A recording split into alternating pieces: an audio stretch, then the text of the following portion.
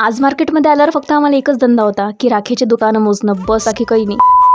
तर भाई लोक आता जसं की रक्षाबंधन आहे म्हणून आम्ही 12 वाजता ट्युशन करून 12:15 वाजता प्रकट झालो मार्केटमध्ये राख्या घ्यायसाठी. आणि आता युजली काय लोक एका दुकानावर नाही आवडली राखी तर दुसऱ्यावर जातील, दुसऱ्यावर नाही ते तिसऱ्यावर जातील, फारच फार चौथ्यावर जातील. पण आमचे लिटरली 11 दुकानं फिरून झाले होते तरी आम्हाला काही राखीचा पत्ता नव्हता. भाई आपण तर आशा सोडून दिली होती की हे आजच्या तारखेत राखी घेईन म्हणून. मला तर हिचं खरं नाही वाटे. पण 12व्या दुकानावर काय माहित कशी काहीची लाईट चमकली न घेतल्या बाबा फायनली राख्या. 10 मिनिटाच्या कामाला लिटरली 1 घंटा लावला म्हणजे काय बोलावे.